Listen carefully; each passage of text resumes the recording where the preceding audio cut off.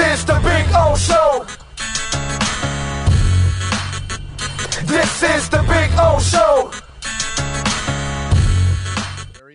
There he is. There he is. How you doing, my brother? How you feeling?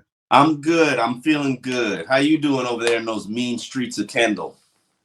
Oh yeah, the you know. And by the way, yeah, that's that A-Rod stuff is just he's such a douche, dude. I mean, it's just seriously. It just I don't know if he's a douche. I think he's a. no, he's a complete douche. I mean, that is he's a guy kissing himself in the mirror. Please give me a break. He's as douchey as they get. And to call. And by the way, let's just label things the right way. When we're Hispanics, it's barrio, okay? First of all. And I lived in Little Havana. That's closer to a barrio, okay? All right. The brothers call it a hood. The Latins call it a barrio. Okay. What do we go? Where do we go? We go with white people trailer trash. We go with what is it? Trailer whatever is the white people call it trailer. I think it's hood universal. Maybe the Spanish community barrio. I can understand. It's for the Hispanics. It's barrio, dude. I mean, we're Hispanic, bro. It's barrio. There is no barrio. Hood is not said in Spanish. It's said barrio.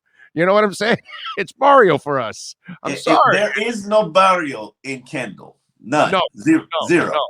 But Little Havana is more barrio than Kendall will ever be, bro. You just go to Pastorita, and that's a barrio, okay? I mean, Alex Rodriguez's punk ass would never be able to last 5 minutes in Pastorita or in Shenandoah, okay? Kendall, get the hell out of here, dude. There's not even a mediocre neighborhood in Kendall, bro. I'm telling you, I lived there for a number of years, and trust me, their hoods aren't even real hoods. Like, there's no hoods there. There's no barrios. There's no hoods. Do they even have a trailer park in Kendall? No, they don't have a trailer park in Kendall. No, I've been living in Kendall forever. I've never even seen a trailer park in Kendall, bro. No, yeah. Listen, the toughest neighborhood in that area is probably Perrine, and even that's not right. No, but you still got to go to Gould's and Cutler Ridge and you got to go back, deeper south, bro, before Florida City. He has never seen any of those neighborhoods. Westminster Christian was all he saw. Maybe he had traveled through them competing in baseball. I don't even think he's probably even played in a tough neighborhood, dude. Baseball when he was growing up. My neighborhood in Little Havana and Arbondale, we had the Latin Kings, where I watched initiation fights with bats and knives, and we had drive-bys.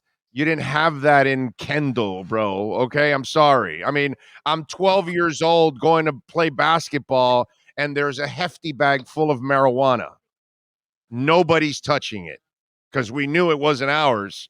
And so it was like, yo, don't touch it. And eventually the guys came by to pick it up and take it away. You know what I'm saying? That's the kind of neighborhood I grew up in. All right. So that's a whole different, that's a barrio, my brother. Okay. What I grew up in was a barrio.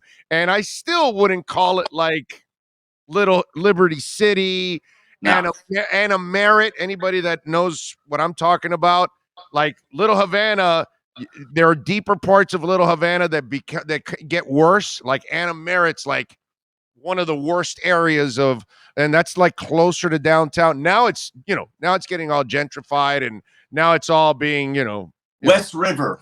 Yeah, West Little River. Yeah. Now there's a whole bunch of money, and they're kicking everybody out. And that's prime real estate right now. They're all taxed out already. All those people have been taxed out. I got kicked out of Little Haiti. Like I got gentrified out of Little Haiti. It's ridiculous what's happening now.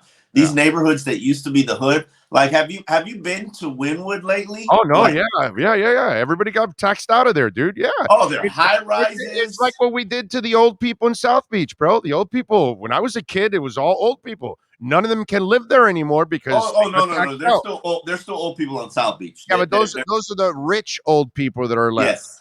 Yes. Okay, those are the rich old people. The normal old people, they got out, they got taxed out, bro, because obviously to live there and to buy a property there, it's crazy. No, you're right. Winwood and all of that. Yeah, I stayed in post divorce. I stayed in little Haiti, Mhm. and that was they call it Nemo now. Right. New Miami Modern or whatever, whatnot. The Yeah. the rebrand, when your neighborhood has been rebranded, Yeah. that's when you know you're being gentrified. Exactly. And literally, like, couldn't even afford a home in there when I started looking for it. Like, things that used to go for $280,000 and now going for, well, we're then going for $500,000. Little 1,200 square foot homes, twos. Like, bro, it's crazy now. Oh yeah, you could easily buy a home back in the day in Biscayne and 17th for nothing. Oh Now my God, you Biscayne have is to pay. 17. Yeah. You know what? Back probably 6 years ago, they were still reasonable. Now, no, not so No, much. no, yeah, but like 30, 40 years ago, my God, when Oh yeah, where no, you people could. were getting killed in those areas, you know, you could buy it for anything. Now, dude, I mean, all the money started going west and it started pushing everybody out, man. It is what it is. Let me I tried to get Poupart to agree with me here, and he couldn't agree with me. Uh-oh. Marcel did. So I'm going to see if you agree with me here on this one. Mike McDaniel has made an impression, not a difference, not anything that means on the field, but clearly he has made an impression with his players. And I'm not talking about the regular Joe Schmo stuff we hear every year about the new coach. Oh yeah, yeah. No, I saw X elaborate on the man yesterday or day before yesterday.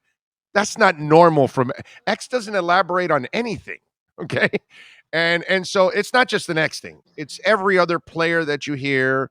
And obviously you guys as media members probably enjoy dealing with him too. But has Mike McDaniel made an impression on his new players? Yes, because he's different. He does not fit the cookie cutter mold of what a coach should act or talk like or be like. Um, I can't, you know, I don't. It's hard for me to put it into words outside of telling you. I don't think I've ever seen a more stylish coach. I mean, I pay attention to what he wears. No, I got From the shoes to the watch to the shirts and it's a thing of admiration, like, because this is clothes that players would wear. This is stuff, it's high end stuff, and I admire it. It's, as Chris Greer says, it's swaggy. yeah. And My, he's got a little swag to him. I but gotta acknowledge that. okay, but my point is that he clearly has reached people already. Not that means that he's turned them into great players or great offense or a great team or wins or anything like that. But he has already at least connected with them They at a like him. plateau. Yes, that's what They I'm like saying. him, but Okay, they don't know if he can coach. right. They have no clue. None of us do still. No, To this moment, so none of us do. I'm not saying he has made a they difference. loved Gase till they didn't. Right, right. You're right. Exactly. They respected Flores. Exactly. Some liked him, some didn't. Right. They didn't respect Joe Philbin. They didn't respect Cameron. Right. You're right. And really, to me, it comes down to the leadership. When you Sperano, they respected. Oh, absolutely, Sperano, they absolutely They loved Sperano, actually. Well, to me, what I've realized over these years is it's the leadership. Especially the young team, they look to the Xavier Howards look up to, even though he never played with Brent Grimes, he always admired Brent Grimes, but he looked up to the Rashad Joneses, and the Rashad Joneses looked up to the Jeremiah Bells, and the Jeremiah Bells looked up to the Jason Taylors and the Zach Well, Thomas. they should. As well, they should. So when leadership embraces a coach, it's easy for the rest of the team to embrace a coach.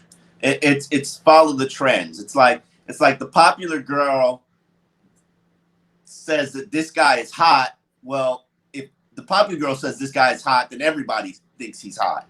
And so if the popular players think that this guy is cool, everybody thinks that this guy is cool. So I think that that's really what Mike McDaniel is working on, and it benefits him.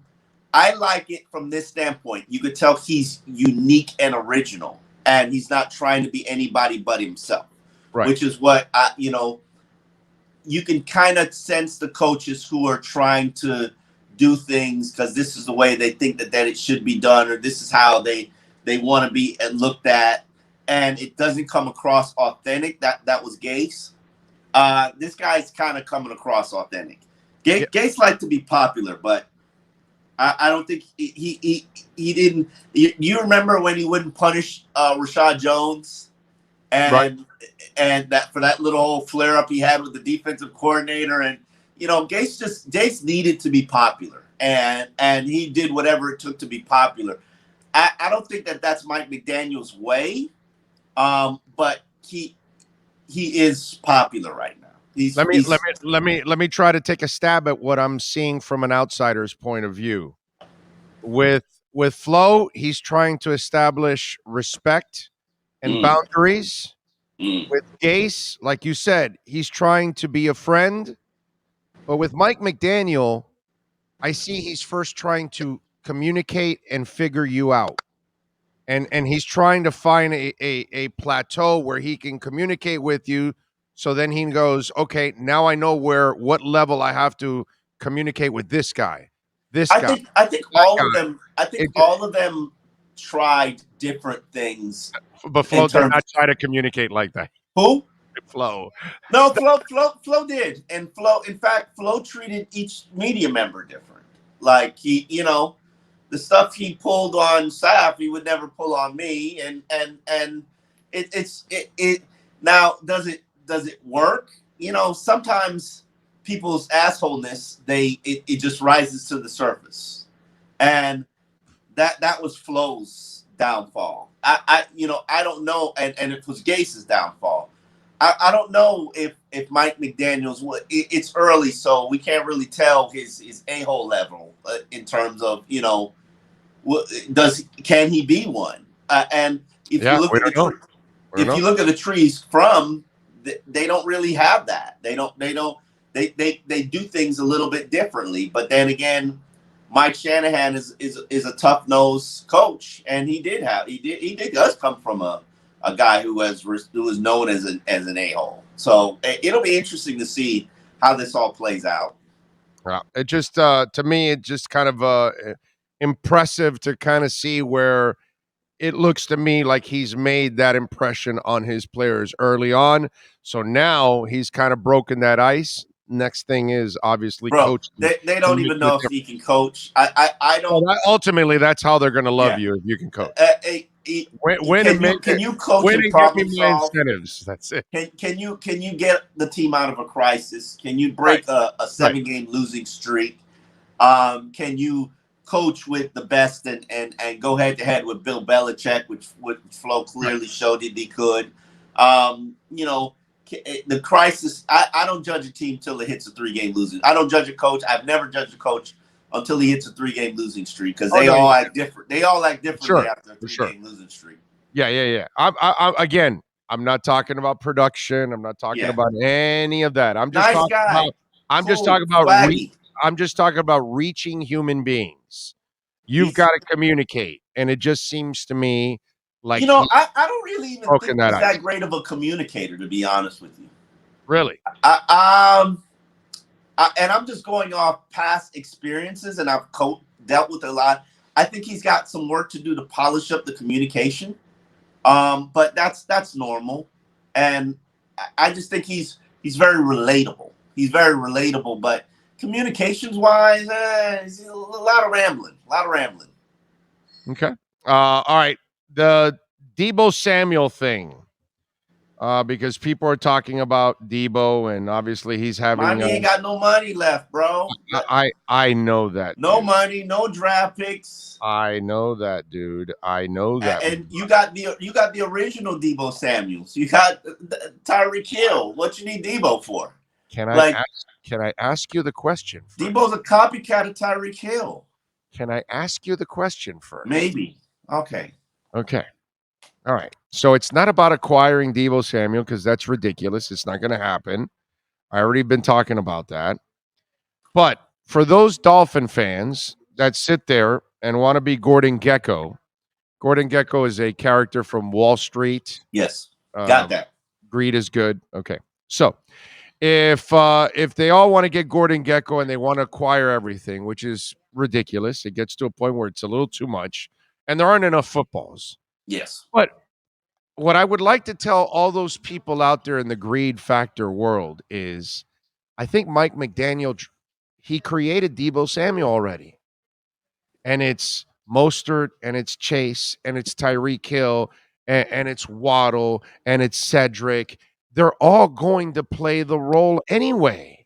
Correct. That's which is better than Deebo Samuel. Deebo had one good year. No, here's the other thing that I want to remind people, Omar, that I don't think people are thinking about this. That's an incredibly dangerous contract because nobody plays like that. And how long do you think your body's going to last? That.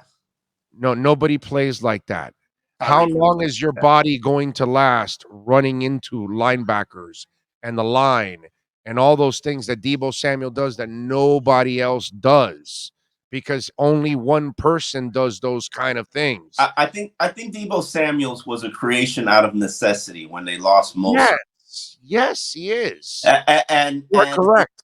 And it evolved into a very unique player who was, I mean, really, if we're gonna really break this down, and let's really break this down, because we talk to a different audience, which is why I love your audience.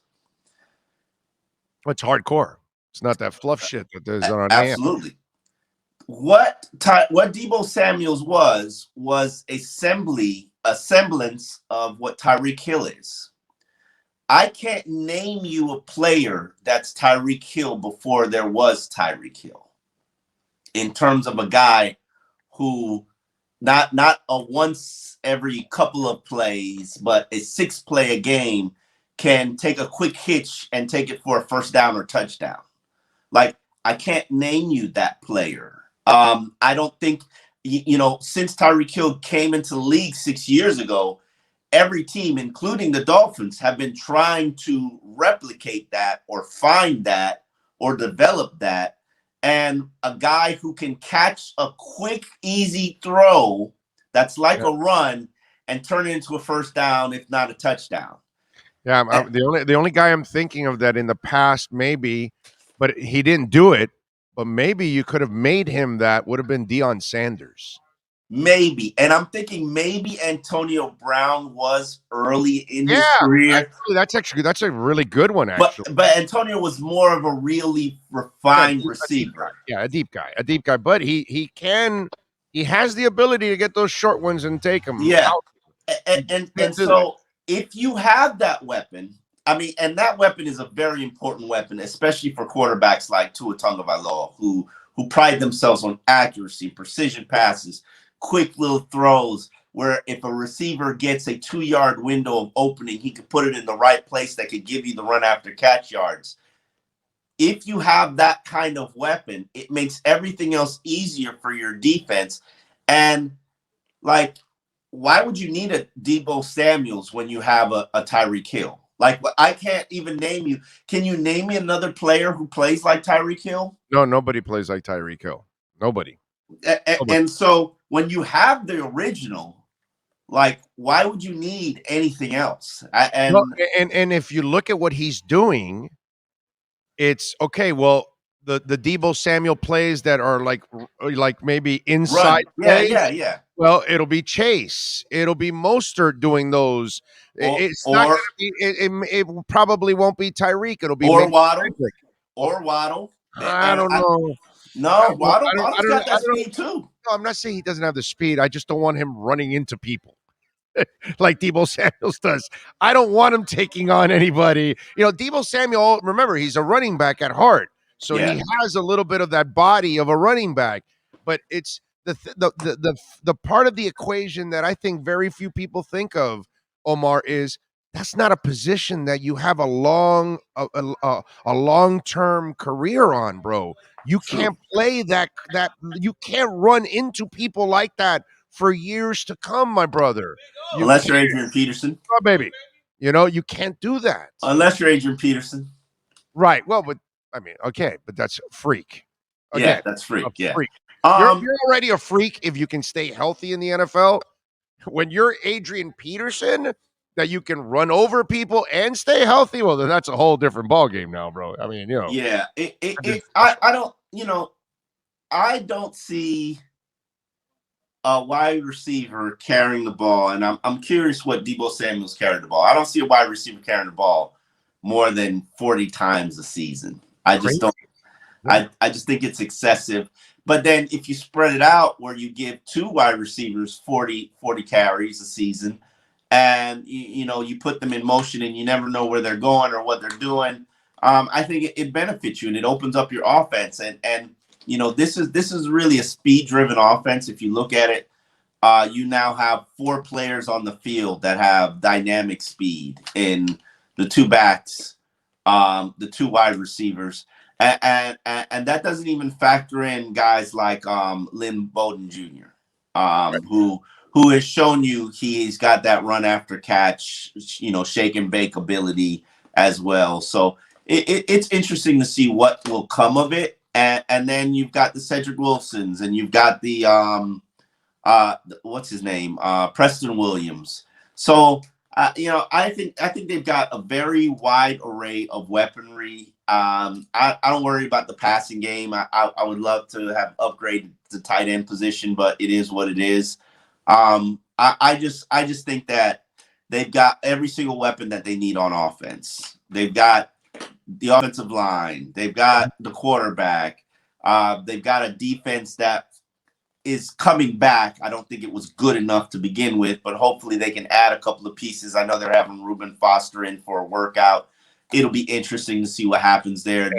Local Reuben Foster. Listen, just because a guy has had trouble in his past. Hey, he's from the barrio. Tipo ta loco. Listen, 2 years out of the league should make anybody hungry, right? Yeah. I'm just wondering, is he sane? First of all, that's what I need to know. Is he going to be fighting nurses now? What's going on? I never knew him to not be sane, but he's had some troubled history. Yes, a lot of troubled history. All right, let's play the guessing game. And since you were on the beat, Dan the man Campbell, had something very interesting for Dave Burkett from the Detroit Press. He says, I remember I had a guy in Miami. Guy, he loved ball, Campbell said. He was a dynamic football player, but he came in every day reeking of alcohol. He was probably on a bender for who knows how long. But God, he loved football. He showed up, and he didn't have any MAs, missing assignments, and he hustled nonstop. It's like, you know what? You find a way to make that work with the guy. Not saying we want those guys, but he loved ball, and he had success. And he's still playing, by the way. He's still playing? And he's still playing. So, I hated the Omar, accent, during Dan Campbell's stand here in Miami, we had a constant drunk that isn't Vontae Davis or Brandon Marshall because both those guys are out of the league. He says he's still in the league. Omar Kelly, we give you 3 guesses. During Dan Campbell's stay with the Miami Dolphins, who allegedly is the drunk Dan Campbell's talking about?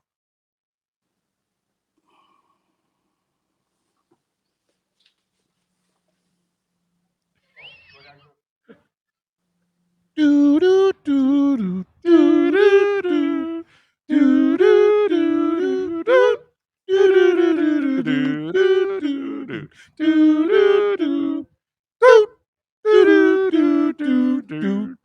No missed assignments. Damn. Yeah, he didn't miss assignment. Stop it. Listen. He was straight. I can't name you a guy. I can't name you a guy, especially a guy that's still playing. You can't name it because you're too inebriated, or what? Stop, Dan Campbell. Dan Campbell doesn't talk like that. I'm just talking drunk, bro. Come on. Reeked of alcohol. I would think he was talking about Joey Porter, but that's not. But Joey's not in the league. Joey's coached in the league. Joey's not in the league. Brandon Marshall's no longer in the league. Brandon Marshall is not a drinker. But he had an alcohol. What do you mean? He was so drunk, he told his taxi driver to take him home, and it was the airport. All taxi driver goes, "You're at home," and he goes, "This is the airport." He goes, "That's where you told me to go." Okay, you got him. You got him. Listen. Yeah, I got him. Okay, yeah. Give me another shot. That's right, not. So if it's not Vontae Davis, it's not Brandon Marshall, it's not Sean Smith. So who Carlos the hell? I was thinking maybe Carlos Dansby. Damn, Carlos Dansby was a good player, bro. I've never heard of him being a drunk. Yeah. No, I'm not. I can't think about who he's. No, there's no possible way. I've like literally looked at the roster. A player. Is it possible that Dan Campbell still thinks Vontae Davis is in the league?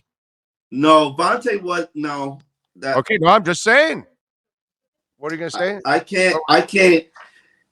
Wait a minute, Sean's got something. In Campbell's words, did he say he still played in the league? He's still in the league right now. But that's not accurate. There's no way. I don't even think. No, but could be Joey Porter because he's a coach in the league, right? He says, and he's still playing today. By the way, he's still playing. He's still playing. There's nobody from.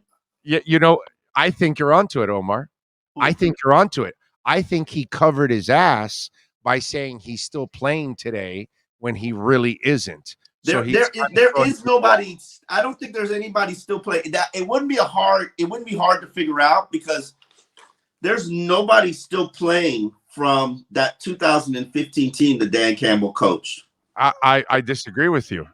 And Dominican Sue? No, he has the guy on his team. No. That guy wasn't even on his team, by the way. What? He wasn't? He wasn't a draft pick? When Dan Campbell was here? Are you sure the linebacker wasn't a draft pick? You're talking about Charles Harris. Yes, Harris. Charles Harris was drafted in 2017. Dan Campbell's last year with the Dolphins was 2015. Oh, so then no. Looked it up already. Okay, so then there is the only players who are still playing in the NFL when Dan Campbell. Oh, I could see Billy Turner. No, somebody put Chad Henne. I mean, he threw like he was a drunk, but no, that's not him. Here are the guys that are still playing when Dan Campbell was coach. One guy put Richie Incognito. Oh, damn. That is it, right? Oh, yeah, that's it. Damn. That's it. Way to go. That's it. Jamie Zorrilla, you got it, bro. Because he's still playing. He was just injured this year. That's it. He nailed it. Huh? Damn, that's so good. No, there's no way it's Jarvis Landry. It's not Jarvis Landry. No, it's not Jarvis Landry. It's Richie. It's Richie. Richie is a hell of a player. You could call Jarvis Landry hard-headed and knuckleheaded at times with some of the dumb calls he does. Richie, listen, I'm going over it for a project that I'm doing, which gets me ready for the draft. It's Richie. Yeah, it's Richie. For a project that I'm doing, which gets me ready for the draft, I'm going through everybody on. I'm going through every move every team made on the roster, and to determine what the needs are. Every move every team made in free agency to determine what the needs are, and then I'm also looking at the free agents that's left. And when I saw Richie Incognito was still a free agent, I got scared. And here's why I got scared. Right? Did you reach for the bottle? No, because Richie needs the NFL. Oh, yeah. I am terrified to know what happens to Richie when he doesn't have the NFL. Yeah, he is one of those few guys. You're right. That terrified. Yeah. He needs it, and that's why he's been employed. Not that he's not because he's a good player, but Richie needs the NFL because it kept his life on the straight and narrow. It gave him purpose, meaning, identity. I don't know what can do that for Richie. Right. I got you. And it's scary because you know Richie's not all the way there. And imagine Richie without football. You know, football for guys that have the game taken away, it's very hard. Right. It's very hard. And I would say most players go through about 2 years of depression before they can finally resurface and reestablish their lives and try to find purpose and meaning and identity. I am terrified to know what happens to Richie when he doesn't have football. I'm with you.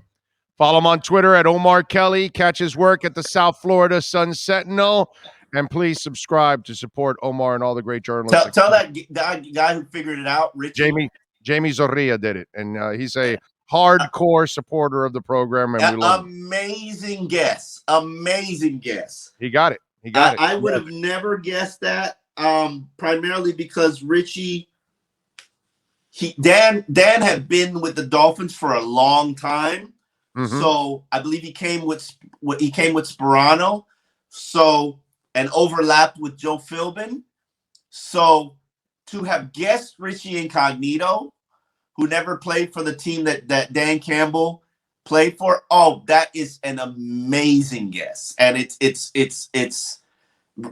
and you know what? Dan Campbell might need to sign Richie Incognito. There you go. I'll drink to that. All right, follow him on Twitter at Omar Kelly and catch his work there at the Sun Sentinel. Omar, as always, you're a stud, my brother. Have a fantastic weekend. We'll catch up on Monday. All right, talk to you later. You got it. There you go. Omar Kelly.